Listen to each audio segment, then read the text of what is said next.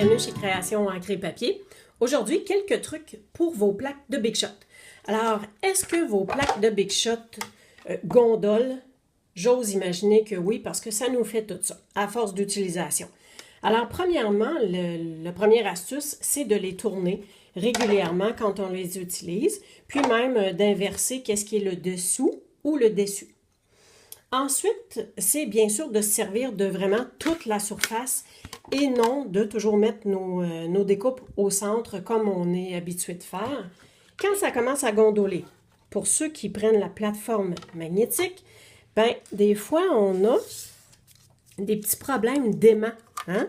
Regardez, vous voyez que j'essaie de le placer ici, puis des fois, whoop, l'aimant bouge tout seul. Fait que si votre plaque, vous avez différentes découpes dessus, puis votre plaque est assez pleine. Moi, c'est ce que je fais là, quand je me dis j'ai des découpes à faire. J'essaie de rentabiliser. Puis aussi, j'essaie aussi d'utiliser vraiment le rebord. Le fait que la plaque est bombée, si je la tourne de bord, puis que je vais mettre juste mon petit morceau, vous voyez que, bon, des fois ça bouge, des fois ça bouge plus. Ça dépend de l'aimant en dessous. Mais plus que le plastique est sur la plaque, ça tient mieux, c'est sûr.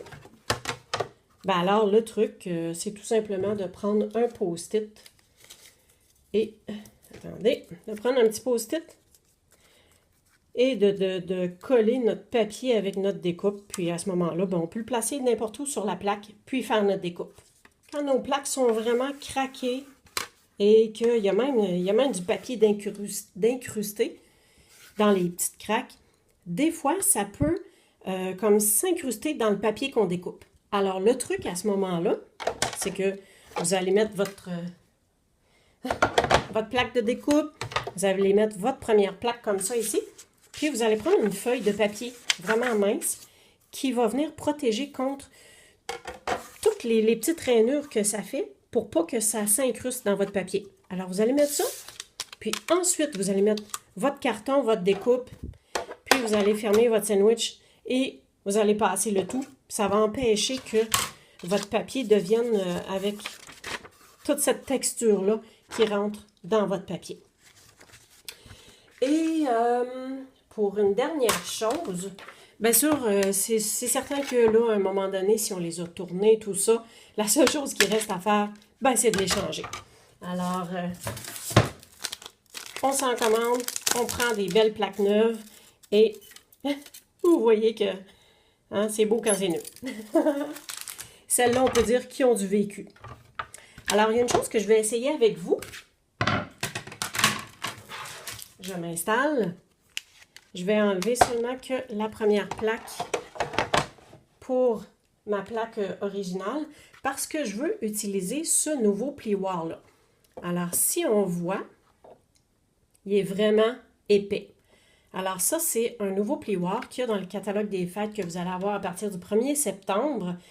Et ce plioir-là, le fait qu'il est vraiment épais, hein, je pense qu'on peut bien voir, là, il y a vraiment une grande épaisseur, c'est qu'on ne met pas la plaque de dessous. Ça, je ne la mets pas. Alors, je vais tout simplement prendre mon carton. Je vais mettre mon carton. Je vais essayer d'avoir... Ah, tiens! Ici, pour avoir les motifs chaque côté. Alors, je ferme ça ici. Puis la seule chose, c'est que je viens mettre ma plaque par-dessus. Puis, je vais venir passer tout ça. Alors, voici ce que ça donne. Vous avez un beau fond de maille tricotée ou crochetée. Alors, c'est ce que ça fait.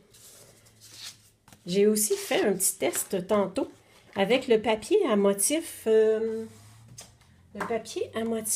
du petit pad paysage paisible. Celui qui a vraiment toutes sortes d'affaires de paysage. Alors, j'ai pris cette feuille-là parce que je trouvais que ça faisait comme un chandail tricoté. Puis, j'ai fait le design. Alors, voilà pour votre Big Shot. J'espère que ça vous aura peut-être donné des trucs. Amusez-vous bien et au plaisir!